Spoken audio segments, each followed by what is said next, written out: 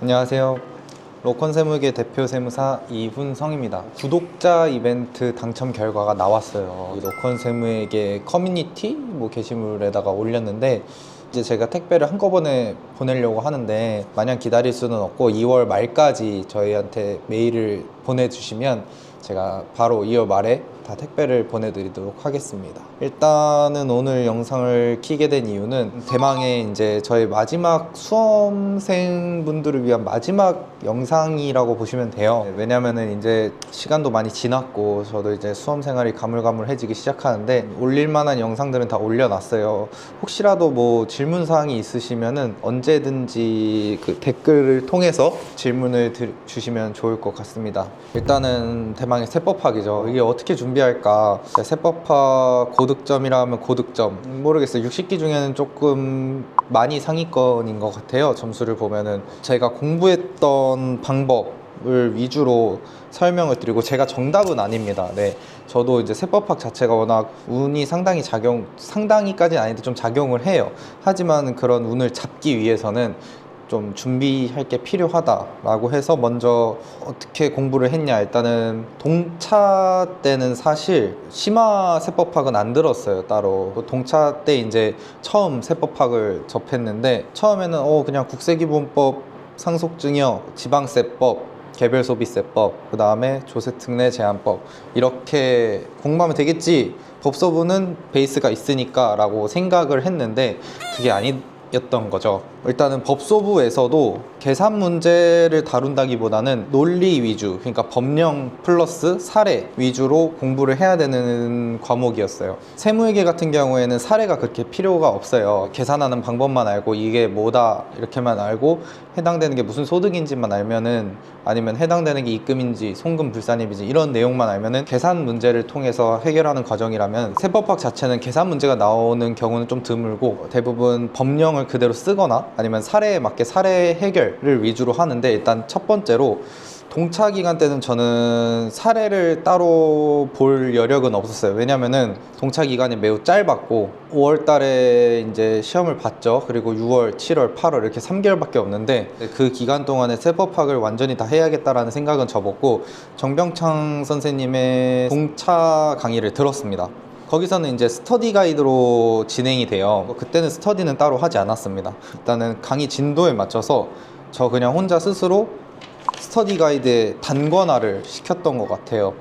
그래서 정병천 선생님이 동차 수준에 맞게 뺄 거 빼고 별 표시를 쳐주는데, 되도록이면 별 표시 위주로 조금 봤던 것 같고, 법소부가 아닌 법들 위주로 공부를 스터디 가이드로만 진행을 했습니다. 따로 특별하게 한 건 없어요. 그냥 강의 듣고 복습하고 강의 듣고 복습하고 하다 보니까 시험날이 다가왔습니다. 근데 그렇게 전체 범위를 다뤘어요. 어쨌든 저는 뭐를 포기한다 이런 생각보다는 일단 강의는 다 듣고 복습도 다 했습니다. 그러고 나서 이제 별 표시를 위주로 외우고 AB 논제라고 하죠. AB 논제를 위주로 외웠는데, 여기서 중요한 점은 내가 동차에 붙겠다라고 생각이 드시는 분들은 동차 때 해야 될 일은 정말 버릴 건 버리고 외울 것만 가져가자, 나오면 땡큐라는 생각으로 시험을 봐야 됩니다. 왜냐면 전부 다 가져갈 수가 없어요. 이게 해보시면 알겠지만 정말 머리가 정말 뛰어나서 천재가 아닌 이상 그냥 반복밖에 답이 없습니다. 중요한 거 내용 위주로 반복을 하고, 쓰는 연습은 한 일주일에 한 번 정도, 2달 남았을 때 모의고사 세법학만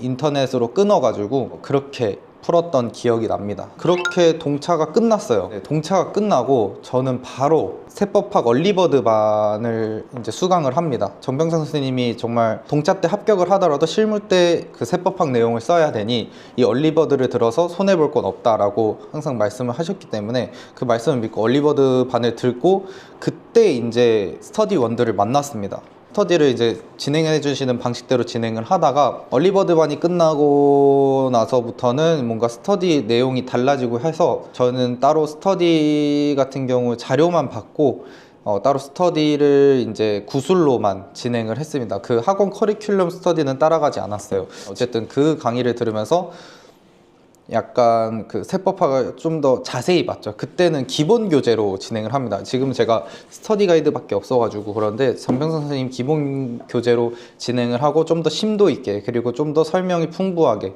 그리고 배경 지식까지 이렇게 해서 기본 강의를 듣고, 이제 그게 끝나면은 유해 2기 시험이 다가와요. 그래서 유해 2기는 뭐냐면은 진도별로 주제를 정해가지고 그 진도대로 나가는 겁니다. 그 기간 때는 저희가 스터디원이 한 명이 나가가지고 그때부터 저는 유해 2기 종합반을 들으면서 세법학 진도에 맞춰서 스터디원 한 명과 매일마다 아침 한 8시 반에서 9시 사이였을 거예요. 시간을 정해가지고 30분씩 구술 스터디를 했습니다. 구술 스터디를 이제 외부로, 저희는 따로 오프라인으로 만나지 않고 온라인으로 이제 영상통화를 걸어가지고 그때 웹캠으로 진행을 했었는데, 거기서 이제 많이 도움이 됐어요. 법령하고 이제 간단한 사례 정도 말하는 건데, 예를 들자면은 오늘 유해 2기 진도가 뭐 만약에 1주차 진도다 아니면 2주차 진도다 했을 때 8개의 세목이 있잖아요. 그러면 4일간 두 개 세목씩 해가지고 각 세목당 한 30분에서 넘어가지 않게 한 1시간 정도 구술 스터디를 했는데, 각 진도에 맞는 범위를 법령 스터디를 했습니다. 간단하게 뭐 상속증여세법이라고 하면은 국세기본법 상속증여세법에서 말씀드리는 게 좋을 것 같은데, 말하자면은 뭐 상속재산의 범위에 대해서 얘기해봐 그러면 상속재산이란 뭐 피상속인에게 귀속되는 모든 재산으로서 뭐 이걸 쭈루루룩 얘기하는 거예요. 그렇게 진행을 하다 보면은 이렇게 된 거는 이래서 너가 부족한 것 같아, 이렇게 하면서 그렇게 법령 스터디를 진행했습니다. 그렇게 유해 2기를 지나다 보게 되면은 어느 정도 법령이 익숙해져요. 다 외우진 못해요. 이거를 진짜 시험 때까지 다 외우고 가는 사람이 몇이나 있을까 싶네요. 나중에 이제 시험 다가와서는 A 주제 같은 경우는 진짜 툭 치면 나와야 돼요. 그 정도까지 만들기 위해서 저희는 초석을 다룬 거죠. 유해 1기 때는 그냥 기본 강의 따라하고, 유해 2기 때부터는 월화수목금 다 전 과목을 공부를 했어요. 뭐 오전에는 회계학 1부, 오후에는 회계학 2부, 밤에는 세법학, 이렇게 했던 것 같아요. 시험 그 순서에 맞춰서. 그래서 마지막은 조특법이 될 수 있도록. 근데 조특법 같은 경우에는 이따가 설명을 드릴게요. 저녁 때 뭐 어떻게 했냐, 따로 노트를 작성하지는 않았어요. 왜냐하면 제가 쓰는 걸 굉장히 싫어하는 사람이기 때문에. 일단 기본관이 이랬던 기본 교재가 있을 거고 4권이 있어요. 그 다음에 스터디 가이드, 일단 기본 교재로 회독을 진행을 합니다. 기본 교재를 한번 쭉 읽어봐요. 그 다음에 그 해당 부분을 스터디 가이드를 한 번 더 보는 거예요. 내가 읽었던 그리고 공부했던 거를 스터디 가이드를 통해서 또 중요한 내용을 좀 더 한 번 더 복습하는 거죠. 그렇게 계속 봤어요. 그냥 계속 봤어요. 쓰진 않았고 계속 보고, 유일기 때도 똑같이 그냥 복습하고 그렇게 봤어요. 정병창 선생님 책도 물론 훌륭하지만 세법학 노랭이라고 이런 정정훈 선생님 책이 있어요. 여러 가지 사례랑 아니면은 해설 등이 조금 풍부해요.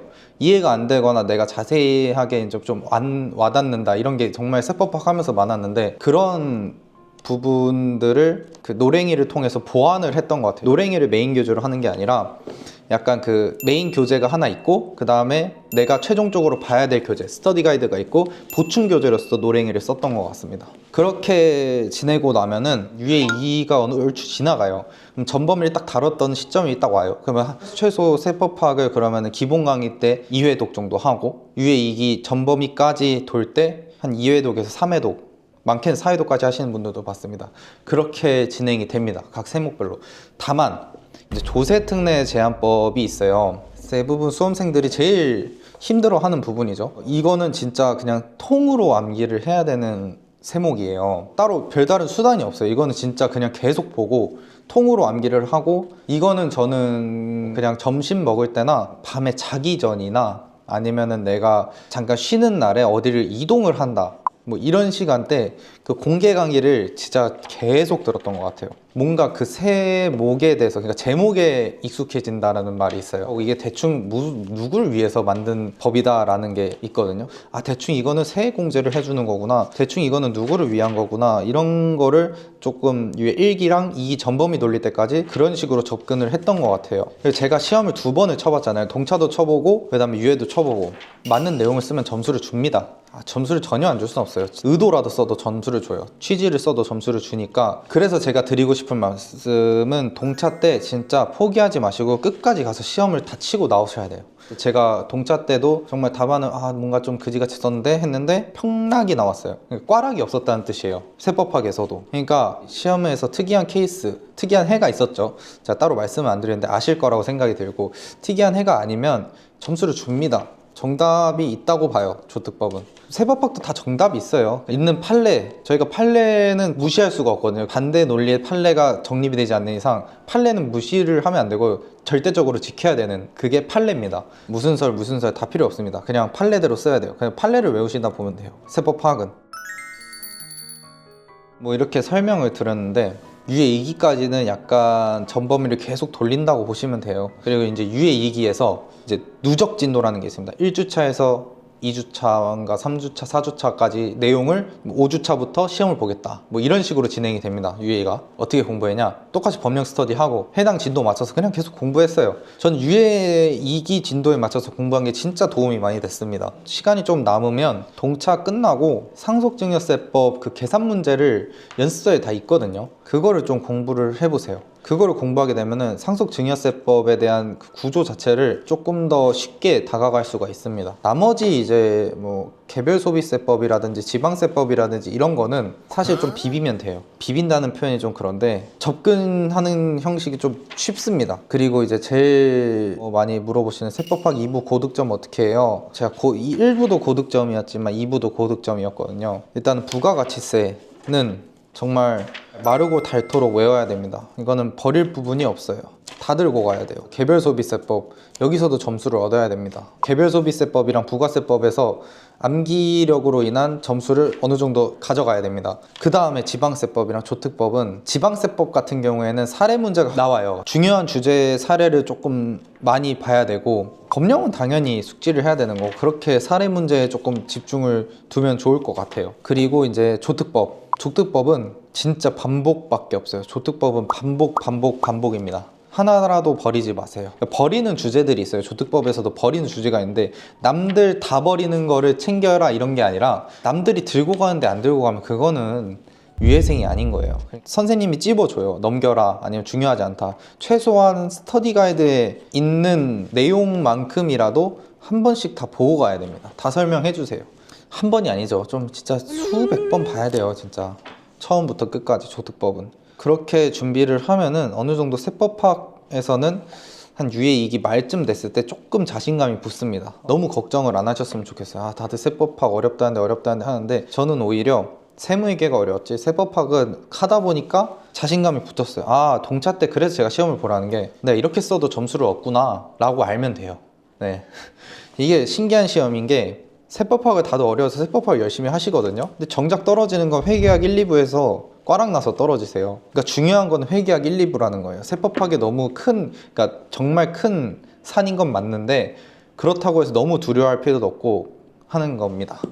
일단은 본론은 여기까지고, 이제 팁 정도 점수를 해드릴 텐데, 단거나 어떻게 했어요? 라고 누가 하는데, 단거나는 별거 없어요. 그냥 선생님이 설명해 주신 거 좀 적고, 내가 필요하다고 생각하는 거 그냥 옮겨 적고, 기본서에 있는 필요한 내용들 조금 옮겨 적고, 중요한 내용도 표시하는데, 일단은 제 방법은 뭐냐면, 만약에 제가 유예 2기 법령 스터디를 진행하면서, 아니면 합법성의 원칙, 엄격 해석의 원칙 이런 부분을 틀렸어요. 그러면은 저는 형광펜을 한 4가지를 준비해가지고 노란색으로 긋습니다.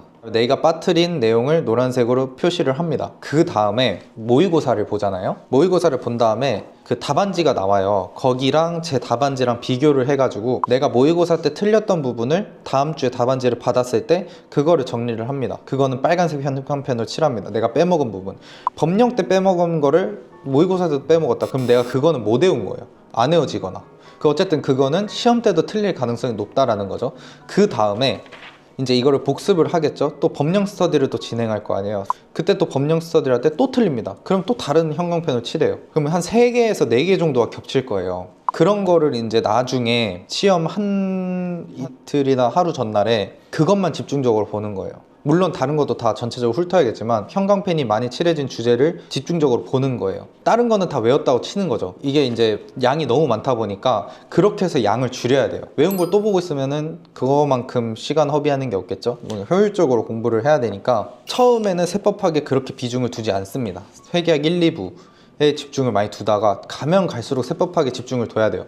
그걸 하기 위해서라면 회계학 1, 2부에 일단 베이스가 있어야 된다. 첫 번째. 그 두 번째, 내가 약한 부분을 정확하게 판별할 수 있어야 된다. 그 방법으로 형광펜 방법을 알려드린 거고, 제 기준 셋째, 쓰는 연습은 제 기준에선 모의고사 때 제대로 쓰면 그 연습이 된다고 봅니다. 평소에 공부할 때는 눈과 말로 익히세요. 이게 시간 절약에 정말 도움이 돼요. 쓸 필요가 없어요. 백지 연습이라고 하는데 책 덮고 상대방이랑 얘기하면서 백지 연습을 하는 겁니다. 내가 쓰고 그거를 확인하는 과정을 줄여주는 것 뿐이에요. 쓰는 시간을 줄여야 돼요, 세법학은.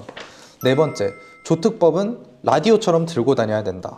항상 듣고 보고 말하고, 이거는 조특법에 정말 특화되게 해야 돼요. 법령 같은 경우에는 그렇게 준비를 하시게 되면은 어느 정도 세법학에서 좋은 점수를 얻을 수 있을 것 같습니다. 그리고 여타 다른 뭐 파이널이라고 하죠. 다들 파이널은 상술이다라고 얘기를 많이 하시는데, 저 같은 경우에는 정정훈 선생님 파이널 좋았던 것 같아요. 정병천 선생님 파이널은 안 봤습니다. 판례 특강도 안 봤어요. 아, 이 얘기를 안 했구나. 판례는 수업 때 한 판례로도 충분합니다. 서브 교재에 나와 있는 그림 잘 보셔야 되고요. 그거 빼먹으시면 안 됩니다. 그걸로 이해하시는 거예요. 그림과 판례로 이해를 하시는 겁니다. 법령을. 그리고 기본 교재에 다 판례 나와 있습니다.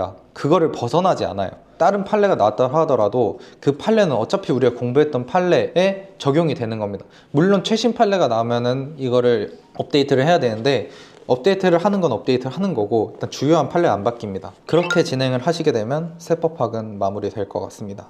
뭐 길게 얘기를 드렸는데 제일 중요한 거는 꾸준함이에요. 꾸준한 사람 못 이깁니다, 이 시험.